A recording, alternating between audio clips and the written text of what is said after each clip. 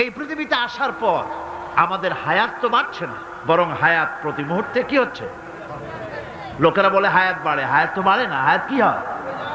জন্মের পরের থেকে আমার জন্য রিজার্ভ আছে যতটুকুন, 50 বছর বাঁচবো, 60 বছর বাঁচবো, যতটুকুন হায়াত আমার জন্য নির্ধারিত করা আছে, নির্ধারণ করা আছে, প্রতিদিন একদিন একদিন করে কমে যেতেছে।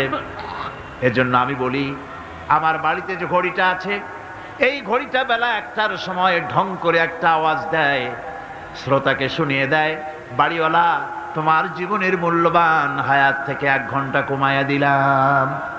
2টার সময় 2টা ঘন্টা লাগায় শোনায় দিল, বান্দারে তোমার জীবনের মূল্যবান সময় থেকে 2টি ঘন্টা কমে গেল।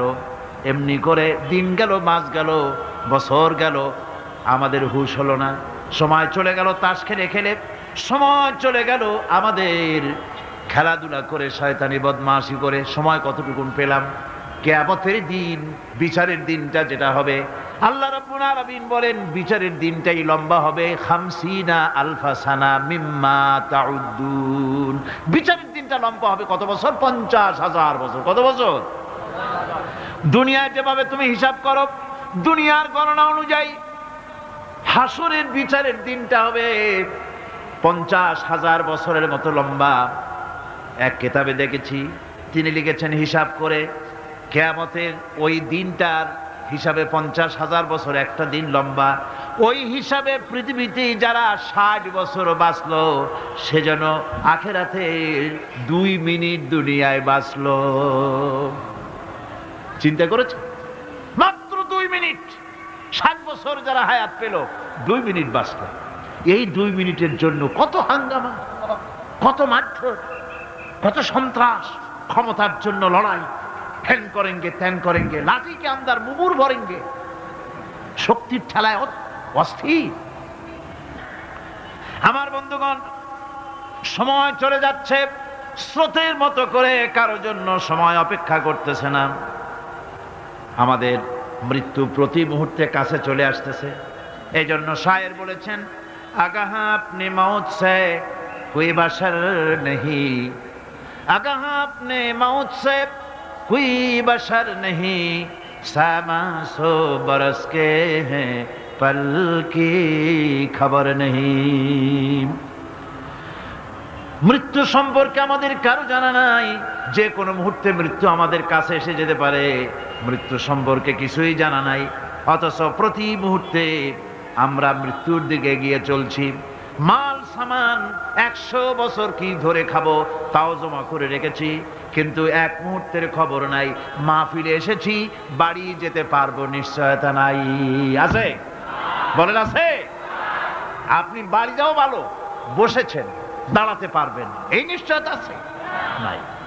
সুতরাং সূরার যে সময়ের উপরে কসম করে মূলত সময়ের অপরিসীম গুরুত্ব সম্পর্কে আল্লাহ পাক মানুষকে বুঝাই দিতেছেন।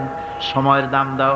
আমাদের সময় চলে যায় গান শুনতে শুনতে, আশ্চর্য মলম বিক্রি করা দেখতে দেখতে, তাস পাশা খেলতে খেলতে সময় চলে যায়, কেউ খেয়াল করে না। সময় বলতে অতীত কালও হতে পারে, আবার বর্তমানও হতে পারে। আর বর্তমান কাল কোনো কালই না।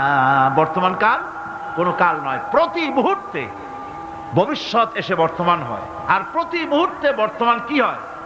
অতীত হয়ে যায়। বর্তমান কাল বলে কোনো কাল নাই।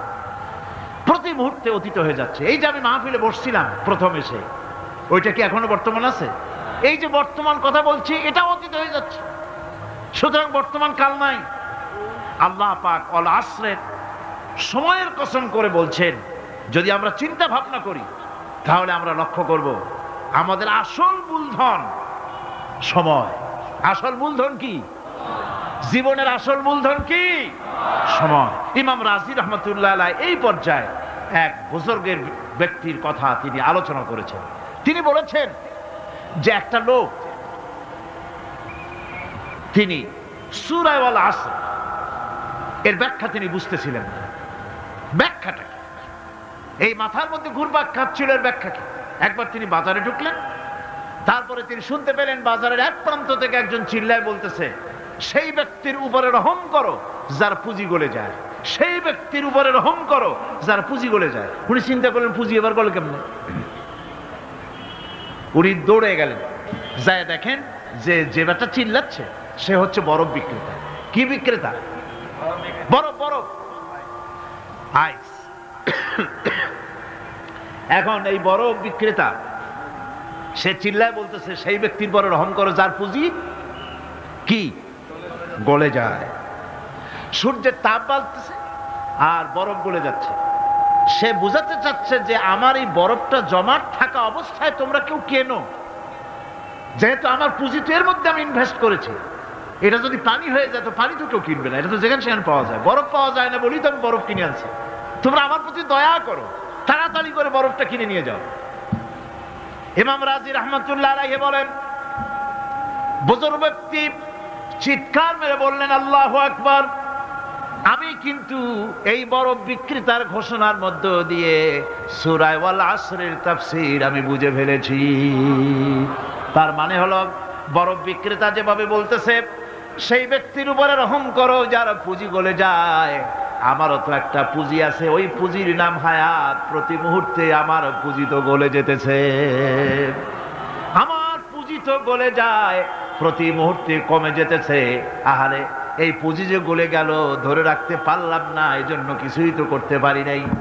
সূরা ওয়াল আসরের ভিতরে মানুষের আয়ুষ্কাল দেওয়া হয়েছে, বরফ গলে যাওয়ার মতো দ্রুত সে আয়ু কমে যাচ্ছে। একে যদি নষ্ট করে ফেলা হয়, ভুল কাজে ব্যয় করা হয়, সেটাই হচ্ছে মানুষের মূল ক্ষতি। মানুষের মূল ক্ষতি। ব্যবসায় ক্ষতিগ্রস্ত হয়েছে, এটা মূল ক্ষতি নয়। স্বাস্থ্য হারাইছে, মূল ক্ষতি নয়। রাজনীতিতে ব্যর্থ হয়েছে, মূল ক্ষতি নয়। জীবনে মন্ত্রিত্ব হারাইছে, মূল ক্ষতি নয়। মূল ক্ষতি প্রতি মুহূর্তে সময় নষ্ট হচ্ছে, এটাই মূল ক্ষতি। ভাইরা, কিয়ামতের দিন জান্নাতীদের কোনো দুঃখ থাকবে না, সকলের দুঃখ থাকবে। জান্নাতীদের কোনো দুঃখ থাকবে নাকি? থাকবে, থাকবে। জান্নাতীদের মনের মধ্যে একটা দুঃখই থাকবে। ভালো করে শুনুন, জান্নাতীদের মনের মধ্যে একটা দুঃখই হবে। তারা মনে মনে চিন্তা করবেন, আফসোস করবেন, আহারে যদি দুনিয়ায় বসে অমুক সময় বাসে বসেছিলাম, আজে বাজে চিন্তা করেছি, বাড়ির ড্রয়িং রুমে একা একা বসে বসে আজে বাজে চিন্তা করেছি, অমুক অমুক সময় খেলাধুলায় কাটাইছি। এই সময়গুলিতে যদি সুবহানাল্লাহ, আলহামদুলিল্লাহ, লা ইলাহা ইল্লাল্লাহ, আল্লাহু আকবার এই তাসবিহ যদি পড়তাম, জিকির আজগার করতাম, জান্নাতের ভিতরে আরো নিয়ামত লাভ করতে পারতাম। সময়টা তো কাজে লাগাইলাম না। মানুষের শর্ত, মুমিনের সব কাজে সওয়াব। ওয়াকুলু লিন্নাসি হুসনা, মানুষের সঙ্গে ভালো ভালো কথা কও, মানুষের সঙ্গে হাসি মুখে কথা কও। একজনের সাথে হাসি মুখে কথা বললেন, আপনার একটা সদকা দেওয়ার মতো সমান সওয়াব আমলনামায় লেখা হয়ে গেল। ভালো ভালো কাম করো। বন্ধুগণ, সময় দ্রুত গতিতে চলে যাচ্ছে, মানুষের জীবন ক্ষতিগ্রস্ত হচ্ছে। ক্ষতি থেকে বাঁচতে পারবে 4টা গুণ যার মধ্যে আছে, বাকি সব ক্ষতিগ্রস্ত হয়ে যাবে। আমার ভাইয়েরা, এই কথাগুলি বলে আল্লাহ পাক যেন এরকম একটা দৃষ্টান্ত দিলেন। আপনি যদি পরীক্ষার হলে গিয়া দেখেন ছাত্ররা পরীক্ষা দিতেছে, পরীক্ষার জন্য নির্ধারিত সময় কতটুকুন? 3 ঘন্টা। 3 ঘন্টা, 3 ঘন্টা। আপনি গিয়ে দেখলেন কোন একজন পরীক্ষার্থী পরীক্ষা দিতে গিয়ে আর একদিকে তাকায় আছে, আকাশের তারা গুনতেছে, অথবা সে গল্প করতেছে, অথবা পরীক্ষা বাদ দিয়ে আজে বাজে কিছু লিখতেছে। আপনি যেমন তাকে, ওই ছেলেটাকে আনবো না, গাফেল ছেলেটাকে ঘড়ির দিকে তাকায় বলেন, এই ছেলে ওই ঘড়ির দিকে তাকাও, দেখো তোমার সময় কিন্তু চলে যেতেছে, মাত্র 1 ঘন্টা, আর তুমি সময় নষ্ট করতেছো। আল্লাহ যেন স্নেহ পরবশে তামাম পৃথিবীর গোলামদেরকে, বান্দাদেরকে আঙ্গুল নির্দেশনা দিয়ে বলছেন, বান্দারা প্রতি মুহূর্তে তোর জীবনের মূল্যবান সময় চলে যেতেছে, প্রতি মুহূর্তে সময় যাচ্ছে। আল ইনসান, ইনসান বলতে শুধু মুসলমান না, ইনসান বলতে কি মুসলমান শুধু না, আল ইনসান মানব মণ্ডলী, বিশ্বের সমস্ত মানুষকে আল্লাহ বলছেন, হিন্দু, খ্রিস্টান, বৌদ্ধ, নাসারা, ইহুদি, মজুসি, মুসলমান, বিশ্বের সব মানুষকে আল্লাহ বলছেন। যেহেতু আল্লাহ স্রষ্টা, মানুষের ব্যাপারে সার্বিক কল্যাণময় কথা কে বলতে পারেন? কে বলতে পারেন? সে আল্লাহ রাব্বুল আলামিন বলছেন, সময় চলে যাচ্ছে ও পৃথিবীর মানুষেরা, এই মানুষ বলতে আল্লাহ রাব্বুল আলামিন কোন ব্যক্তি, কোন গোষ্ঠী, কোন জাতিকে বলেন নাই, বলেছেন সমগ্র মানবতাকে। এর অর্থ হচ্ছে সূরাটিতে উল্লেখ্য 4টি গুণ যদি আমল করতে পারে লোকেরা, যেই ব্যক্তি করবে, যেই সমাজ করবে, যেই রাষ্ট্র করবে, যেই গোষ্ঠী করবে, যেই জাতি করবে, তারাই ক্ষতি থেকে বেঁচে যাবে। আর যারা করবে না তারা ক্ষতিগ্রস্ত হবে। কি হবে বলুন? এখন আল্লাহ পাকের কথা শুনুন। আল্লাহ পাক বলছেন, ওয়াল আসরি ইন্নাল ইনসানা লাফি খুসর। খুসরিন, এই যে খুসর, খাসারা, এই শব্দটা হচ্ছে আবিধানিক অর্থে ক্ষতি হচ্ছে লাভের বিপরীত। লাভের বিপরীত কি? ক্ষতি। নাফা, এই নাফার বিপরীত কি? নোকসান। খাসারাটা কি? নোকসান বলা হয় পুঁজি 50,000 খাটাইছিলাম, লাভ করতে পারি নাই, পুঁজি ঠিক আছে, এটাকে বলা হয় নোকসান। এটাকে কি বলা হয়? নোকসান। কিন্তু আমি পুঁজি খাটিয়েছিলাম 50,000 টাকা, লাভ তো হয়ই নাই, পুঁজিও চলে গেছে, আমও গেছে, সালাও গেছে, আমও নাই, সালাও নাই। এইটারে আরবিতে কি বলা হয়? খাসারা, দেউলিয়া। দেউলিয়া হয়ে গেছে। দেউলিয়াটা বোঝেন ভালো আপনারা, দেউলিয়া হয়ে গেছে। কোরআন লাভ বা সাফল্যের ধারণা যেমন নিছক পার্থিব নয়, সমৃদ্ধির কথা শুধু পার্থিব নয়, জন্ম থেকে শুরু করে মৃত্যু পর্যন্ত কোরআনের লাভের কথা যখন বলা হয় তখন জন্ম থেকে মৃত্যু পর্যন্ত, আখিরাত পর্যন্ত, কিয়ামত পর্যন্ত। ক্ষতিটাও জন্ম থেকে শুরু করে মৃত্যু পর্যন্ত, কিয়ামত পর্যন্ত ক্ষতিটাও। এই ক্ষতি থেকে বাঁচবার জন্য কোরআনে কারিমে বিভিন্ন জায়গায় এই খাসারা শব্দ ব্যবহার করা হয়েছে। আল্লাহ রাব্বুল আলামিন বলছেন, ওয়ামান খাফফাত মাওয়াজিনুহু ফাউলাইকাল্লাযীনা খাসিরু আনফুসাহুম বিমা কানু বিআয়াতিনা ইয়াযলিমুন। যাদের পাল্লা ভারী হবে কিয়ামতে তারাই হবে সফলকাম, আর যাদের পাল্লা হালকা হবে, নেকির পাল্লা যাদের হালকা হবে তারা হবে ক্ষতিগ্রস্ত। তারা নিজেরাই ক্ষতি সাধনকারী হবে কিয়ামতের দিন। কাজে মানুষের জীবনের সমুদয় কার্যাবলীর ভালো অংশ যদি খারাপ অংশের উপরে বিজয়ী হয়, তারপরে খারাপ অংশ পাওনাদারদের দিয়ে টিয়া, এরপরে যদি নেকি কিছু বাকি থাকে, তাহলে বোঝা গেল লোকটা কিয়ামতে নাজাত পাবে। আর যদি ভালো কাজের উপরে খারাপ কাজ বিজয়ী হয়ে যায় আর সমস্ত পাওনাদারদেরকে পাওনা মিটাইয়া তারপরেও পাপ বাকি থেকে যায়, এক চাইতে খাসারা পৃথিবীতে, আকাশে, জমিনে কিছুই আর হবে না। এর থেকে বাঁচার জন্য আল্লাহ পাক এই খাসারা থেকে বাঁচার জন্যই মানুষকে এই কথা বলছে। এই কথাটি কোরআনে কারিমের অন্য একটি আয়াতে আরো সুন্দর করে বলা হয়েছে, যারা নাকি এই দুনিয়ার বুকে যারা নিজেদের পুঁজি খাটাইছে, জীবনের পুঁজি সুদ কামাইতে খাটালো, জীবনের পুঁজি খাটালো হারাম কামাইয়ের ভিতরে, অন্যায় কাজের ভিতরে, যারা জীবনের পুঁজিকে আল্লাহর দ্বীনের কাজে লাগাতে পারে নাই, তাদের সম্পর্কে বলা হচ্ছে হাসিরাদ দুনিয়া ওয়াল আখিরাতা যালিকা হুয়াল খুসরানুল মুবিন। হাসিরাদ দুনিয়া ওয়াল আখিরাত, দুনিয়াও ক্ষতিগ্রস্ত, আখিরাতেও ক্ষতিগ্রস্ত। এটা হচ্ছে তার জন্য সুস্পষ্ট ক্ষতি, এর থেকে বড় ক্ষতি আর কিছুই হতে পারে না। আল্লাহ পাক কোরআনে কারীমে অন্যত্র বলেছেন, وَنُنَزِّلُ مِنَ الْقُرْآنِ مَا هُوَ شِفَاءٌ وَرَحْمَةٌ لِلْمُؤْمِنِينَ وَلَا يَزِيدُ الظَّالِمِينَ إِلَّا خَسَارًا। আমি এই কোরআন অবতরণের পরিক্রমায় এমন সব বিষয় অবতীর্ণ করেছি যা মুমিনদের জন্য নিরাময় এবং তাদের জন্য রহমত, আর জালিমদের জন্য ক্ষতি ছাড়া আর কিছুই বৃদ্ধি পায় না। জালিমদের জন্য ক্ষতি বৃদ্ধি পায়। আর যারা মুমিন তাদের জন্য এর মধ্যে নিরাময় আছে, এর মধ্যে রহমত আছে। অর্থাৎ যারা এই কোরআনকে যারা নিজেদের আইনের কিতাব হিসাবে গ্রহণ করেছে, কোরআনকে তাবিজের কিতাব হিসাবে নয়, ধর্মীয় কিতাব হিসাবে নয়, কোরআন সংবিধান। কোরআন কি?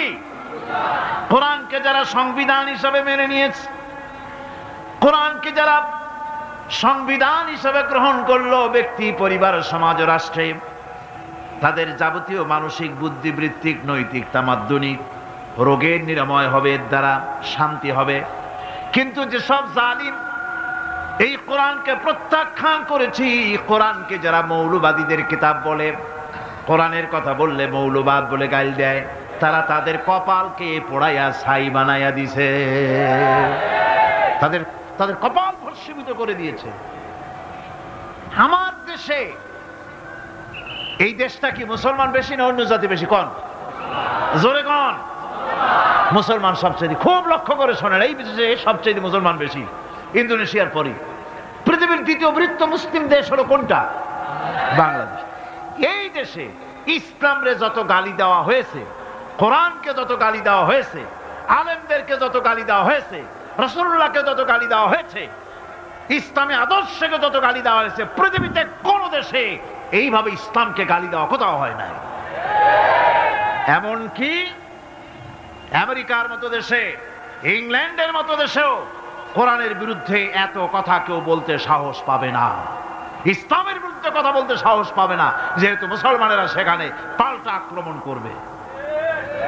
আজ আমার দেশে মুসলমানের ঘরের সন্তান হইয়া ইসলামের বিরুদ্ধে তারা বক্তব্য রাখে। মৌলবাদ, মৌলবাদ জিকির উঠে গেছে। আমেরিকার প্রেসিডেন্টরা যখন শপথ নেন, প্রেসিডেন্ট হিসাবে ওথ নেন, বাইবেলের উপরে হাত রাখেন আর বলেন, এই মহাগ্রন্থকে স্পর্শ করে শপথ নিচ্ছি, আমি আমার চিন্তা চেতনা, আমার মেধা, আমার প্রজ্ঞা সবটা আমার জাতি, আমার দেশকে উন্নয়নের জন্য, এর সমৃদ্ধির জন্য, এর সংরক্ষণের জন্য আমি আমার জীবনকে উৎসর্গ করব। বাইবেলের উপরে স্পর্শ করে এই শপথ তারা নেন। আমার দেশের প্রেসিডেন্ট, প্রধানমন্ত্রী শপথ নেওয়ার সময় কোরআন শরীফের উপরে হাত রাখে যদি, তাহলে বলা হবে বেচারা মৌলবাদী হয়ে গেছে। এটা করা যাবে না। আর যদি কেউ করে সামান্য কিছু, কোরআন না, যদি তসবিহ নিয়েও আসে, তাহলে বুঝতে হবে জাতির সাথে একটা প্রতারণা ছাড়ার কিছুই না। কাজেই ধর্মের প্রতি আকর্ষণ একটা ভিন্ন জিনিস, সেই জিনিসকে ছেড়ে যারা দেয় তারাই ক্ষতিগ্রস্ত হয়, আর যারা ধরে রাখে তারা দুনিয়ায় ক্ষতিগ্রস্ত হয় না। আল্লাহ পাক এখানে রাসূল করিম সাল্লাল্লাহু আলাইহি ওয়াসাল্লামের একটি হাদিস প্রণিধানযোগ্য কোরআনের ব্যাপারে। হুজুর বলেছেন, আল কোরআন হুজ্জাতুন লাকা ওয়া আলাইকা। এই কোরআন হয় তোমার পক্ষের সাক্ষী, না হয় এই কোরআন তোমার বিপক্ষের সাক্ষী। কিয়ামতে এই কোরআন হয় তোমার পক্ষে কাজ করবে, নতুবা এই কোরআন তোমার বিপক্ষে কাজ করবে। দুই অবস্থা থেকে খালি হবে না। হয় কোরআন তোমার পক্ষে সাক্ষী দেবে, না হয় আমরা কি চাই? কিয়ামতে কি চাই? বলেন কি চাই? কোরআনের পক্ষে যদি আমরা সাক্ষী চাই, তাহলে এই কোরআনের পক্ষে আমাদেরকে কাজ করতে হবে। এছাড়া আমাদের নাজাতের কোনো পথ নাই। আমাদের মুক্তির পথ হচ্ছে কোরআন কেন্দ্রিক, রাসূলুল্লাহর হাদিস কেন্দ্রিক। এর বাইরে আমাদের সমস্ত পুঁজি নষ্ট হয়ে যাবে। আমাদেরকে পৃথিবীতে টিকে থাকতে হলে কোরআনের উপরে ভিত্তি করে আমাদেরকে বাঁচতে হবে, টিকতে হবে। কোরআনে কারিমে আল্লাহ রাব্বুল আলামিন অন্যত্র বলেছেন, কুল ইন্নাল খাসিরিনাল্লাযীনা খাসিরু আনফুসাহুম ওয়া আহলিহিম ইয়াওমাল কিয়ামাহ আলা যালিকা হুয়াল খুসরানুল মুবিন। বলো, প্রকৃত দেউলিয়া তারাই যারা কিয়ামতের দিন নিজেকে, নিজের পরিবার পরিবর্গকে এই ক্ষতির দিকে যারা ঠেলে দেবে। ভালো করে শুনে নাও, এটি হচ্ছে সুস্পষ্ট ক্ষতি, সুস্পষ্ট দেউলিয়াপনা। এই ক্ষতি থেকে বাঁচার জন্য আল্লাহ রাব্বুল আলামিন কোরআনে কারীমের মধ্যে বলেছেন, ওয়াল আসরি ইন্নাল ইনসানা লাফি খুসর। পড়েন সবাই, ওয়াল العصر إن الإنسان لفي خسر। মানুষের সমগ্র মানুষের জীবন ক্ষতিগ্রস্ত, ব্যর্থ। কে বলতেছেন? গা শিউরে ওঠার কথা না? গা শিউরে ওঠে। আল্লাহ বলতেছেন ক্ষতিগ্রস্ত, ব্যর্থ। আপনি যতই মনে করেন আপনার মিল আছে, কল আছে, কারখানা আছে, মন্ত্রী, টাকা পয়সা আছে, প্রেসিডেন্ট হয়েছেন, প্রধানমন্ত্রী হয়েছেন, আপনার জীবন সফল হয়েছে, আল্লাহ বলেন না, জীবন ব্যর্থ, জীবন বিফল, জীবন ক্ষতিগ্রস্ত। তাম পৃথিবীর সমস্ত মানুষ ক্ষতিগ্রস্ত, ব্যর্থ। 4টা কাজ করলে সফল হবে। কয়টা কাজ? জোরে বলেন, কয়টা কাজ? ইল্লাল্লাযীনা আমানু ওয়া আমিলুস সালিহাতি ওয়া তাওয়াসাউ বিল হাক্কি ওয়া তাওয়াসাউ বিস সাবর। 4টা কাজ করলে জীবন হবে সফল। এই ব্যর্থতা থেকে, এই ক্ষতি থেকে যদি বাঁচতে চাই কিনা? কারা কারা চাই? দেখাই তো হাত। কারা কারা চাই? ক্ষতির হাত থেকে বাঁচতে চাই কারা? আলহামদুলিল্লাহ, হাত নামান। ক্ষতির হাত থেকে যারা বাঁচতে চান, আল্লাহ রাব্বুল আলামিন তাদের জন্য ফর্মুলা পেশ করেছেন, ইল্লাল্লাযীনা আমানু ওয়া আমিলুস সালিহাতি ওয়া তাওয়াসাউ বিল হাক্কি ওয়া তাওয়াসাউ বিস সাবর। আল্লাহ পাক বলেন 4টি কাজ করলে জীবন সফল হয়ে যাবে। কয়টা কাজ? 4টা কাজ করলে জীবনটা সফল হয়ে যাবে। 1 নম্বরে ঈমান। 1 নম্বরে কি? ঈমান। এটাই হচ্ছে ফাউন্ডেশন। ক্ষতি থেকে বাঁচার জন্য প্রথম যে গুণটি, সেটির নাম হচ্ছে ঈমান। ইসলামে ঈমানের স্থান সর্বপ্রথম, তারপরই হচ্ছে ইসলাম। ঈমান আগে, তারপরে কি? ইসলাম। ইসলাম হচ্ছে বীজ, ঈমান হচ্ছে বীজ, আর ইসলাম হচ্ছে চারা, গাছ। এটা হচ্ছে ভিত্তি। এই ভিত্তিকে সর্বপ্রথম মজবুত করতে হবে। ঈমানের ভিত্তি,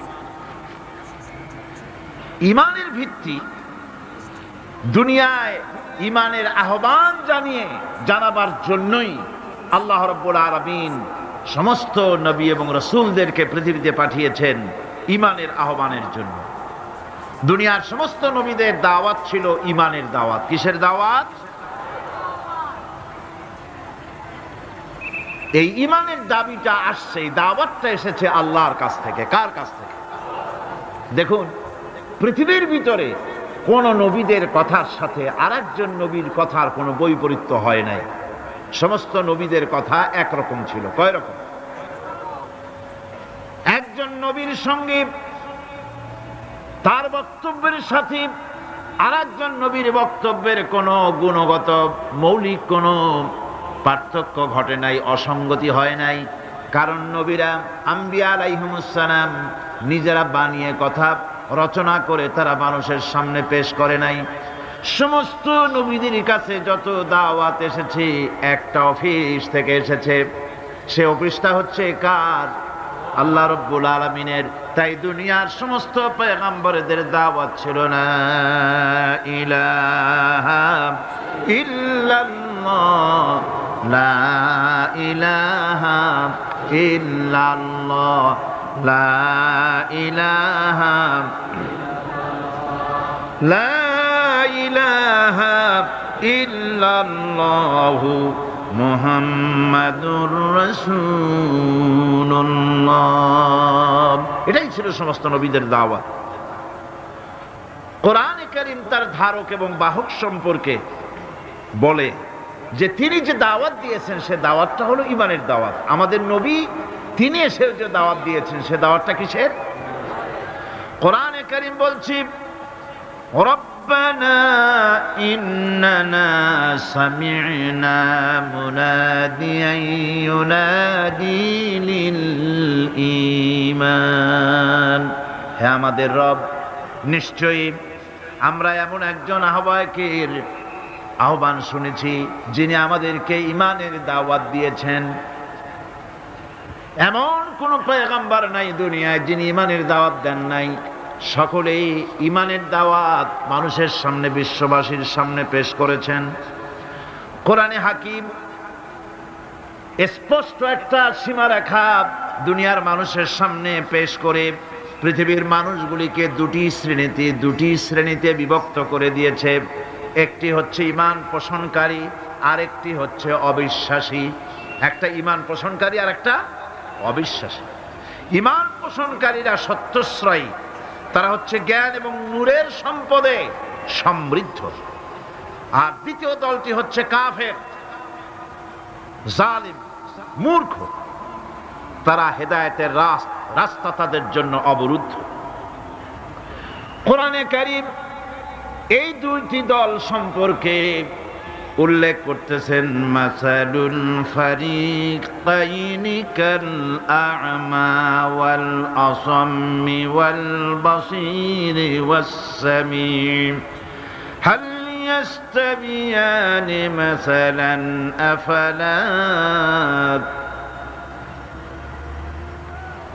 কোরআন শরীফ বলছে, হাল ইয়াস্তাবিয়ানি মাসালান আফালা তাযাক্কারুন। দুইটি শ্রেণীতে আল্লাহ পাক ভাগ করে দিয়েছেন। একটা শ্রেণী হচ্ছে অন্ধ, বোবা, বধির। আরেকটি যারা শুনতে পায়, চোখে দেখতে পায়। এ দুটি কখনো এক নয়, সমান নয়। এ দুটির রাস্তা আলাদা। কাফেরের রাস্তা আর ঈমানদারদের রাস্তা সম্পূর্ণ ভিন্ন। আল্লাহ রাব্বুল আলামিন ঈমান এবং কুফরের পার্থক্য বলে দেওয়ার জন্য গোটা মানব জাতির মধ্যে স্পষ্ট করে বলেছেন, লা ইকরাহা ফিদ-দীন ক্বাদ তাবায়্যানার রুশদু মিনাল গায়ব। দ্বীনের ব্যাপারে জোর জবরদস্তি নেই। এখানে হেদায়েতের পথ এবং গোমরাহি, হেদায়েতকে গোমরাহির পথ থেকে সম্পূর্ণ আলাদা করে দেওয়া হয়েছে। লা ইকরাহা ফিদ-দীন, দ্বীনের ব্যাপারে কোনো জোর জবরদস্তি নেই। যারা ধর্মনিরপেক্ষবাদী তারা এই আয়াতটাকে নিজেদের মতবাদকে প্রতিষ্ঠার লক্ষ্যে অনেক সময় কাজে লাগায়। দুটি আয়াতকে তারা বেশি ব্যবহার করে। একটা হচ্ছে লাকুম দীনুকুম ওয়ালিয়া দীন, আর একটা হচ্ছে লা ইকরাহা ফিদ-দীন। এই দুইটি আয়াতকে ধর্মনিরপেক্ষবাদীরা ব্যবহার করে। এই দুটির কোনটি তাদের আদর্শকে বোঝাবার লক্ষ্যে ব্যবহারের কোনো সুযোগ নাই। লা ইকরাহা ফিদ-দীন, ধর্মের ব্যাপারে কোনো বাড়াবাড়ি নাই, জোর জবরদস্তি নাই। এ কথা বলা হয়েছে এই কারণে যে কোন বিধর্মীকে, অমুসলিমকে ভয় দেখিয়ে, লোভ দেখিয়ে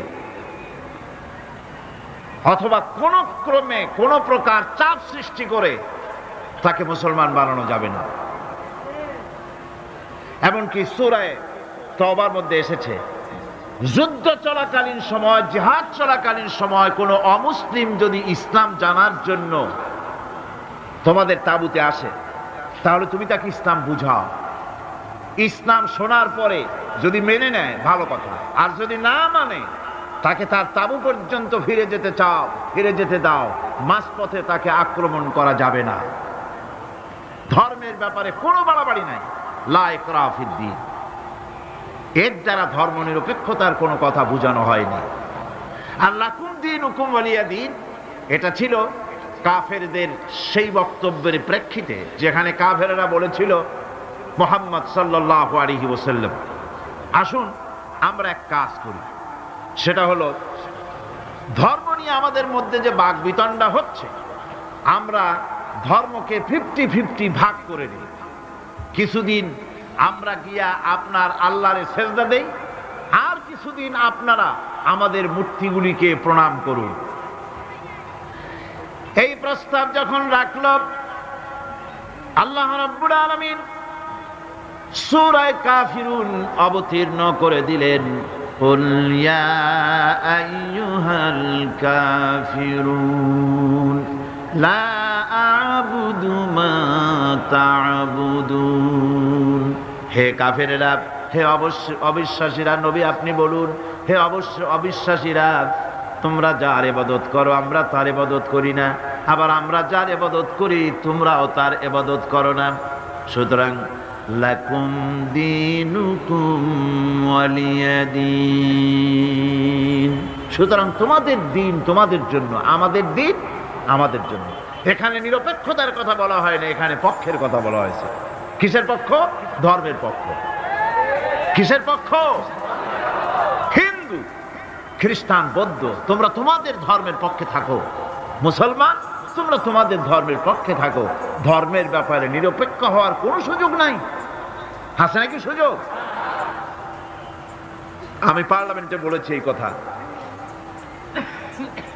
যে একটা ধর্মের উপরে বিশ্বাস করে নিজেকে একটা ধর্মের পক্ষের ব্যক্তি হিসাবে ঘোষণা করে কেউ বলছে, দাবি করছে আমি হিন্দু, কেউ বলছে আমি বৌদ্ধ, কেউ বলছে আমি খ্রিস্টান, কেউ বলছে আমি মুসলমান। নিজেকে একটা ধর্মের বিশ্বাসী ঘোষণা করার পর আমি ধর্মনিরপেক্ষ, এই কথাটা মিথ্যা, বানোয়াট, জালিয়াতি, প্রতারণা, মুনাফিক। কোন ধর্মের অনুসারী ব্যক্তি ধর্মনিরপেক্ষ হতে পারে না। কেবলমাত্র নাস্তিক, যারা আল্লাহরে মানে না, আল্লাহকে স্বীকার করে না, ওরা বলতে পারে আমরা ধর্মনিরপেক্ষ, ধর্মের ব্যাপারে আমরা নিরপেক্ষ, গুলো মানি না, বিশ্বাস করি না। কিন্তু যারা ধর্মে মানে, সেদের যে ধর্মেরই হোক না কেন, সে ব্যক্তি ধর্মনিরপেক্ষ যদি দাবি করে, এটা মিথ্যে কথা, এটা মুনাফিকি ছাড়া আর কিছু হতে পারে না। মুসলমানকে, যে কোনো জাতিকে যে ধর্মে আছে ধর্মের পক্ষে থাকার কথাই বলা হয়েছে। এখন আমি বলতেছিলাম ইমানের কথা। ইমান আগে আনতে হবে। ইমান সম্পর্কে আল্লাহ রাব্বুল আলামিন বলতেছেন, ইমান হলো আগে, তারপরে ইসলাম।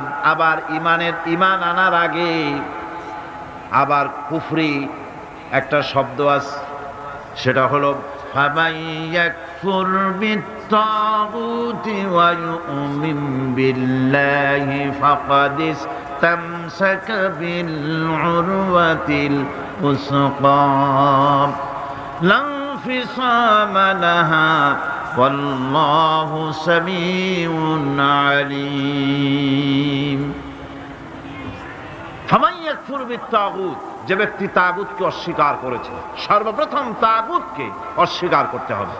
ওয়া ইউমিন বিল্লাহ, আর এরপরে আল্লাহর উপরে যে ঈমান আনলো, ফাকাদ ইসতামসাকা বিল উরওয়াতিল উসকা, সেমন এক শক্ত অবলম্বন ধারণ করলো যা তাকে কোনো কিছুই বিচ্ছিন্ন করবে না, ধ্বংস করে দেবে না। সুবহানাল্লাহ। এখন সত্যিকারের ঈমানদারের পরিচয়টা কি?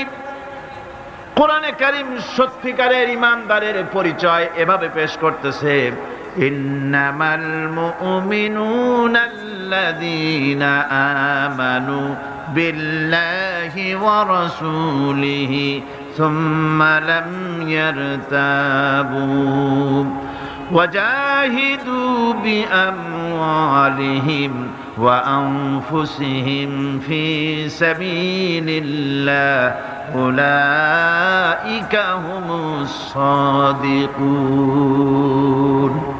ঈমানের দাবিতে সত্যবাদী কারা?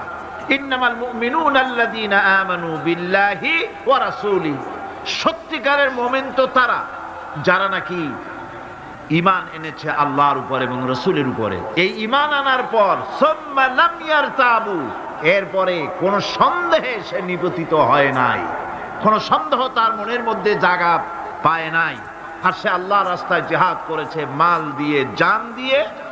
উলাইকা হুমুস সাদিকুন, এরাই হলো ঈমানের দাবিতে সত্যবাদী। সুম্মা লাম ইয়ারতাবু, অথবা এক বিন্দু সন্দেহ মনের মধ্যে জায়গা দেয় নাই। অর্থাৎ ঈমান আনছি কার উপরে? আল্লাহর উপরে। কার উপরে? আর তার রাসূলের উপরে। আল্লাহ এবং রাসূলের উপরে ঈমান আনার পর যারা আল্লাহ এবং রাসূলের বিধান জীবনের সকল ক্ষেত্রে মানতে পারে নাই, তারাই সন্দেহে নিপতিত হয়েছে। কথা বুঝতে পেরেছেন? তাদের সন্দেহ এই কোরআন মানুষের জীবন, তার সম্পদ, তার রাজনীতি, তার অর্থনীতি পরিচালনা করতে পারে না।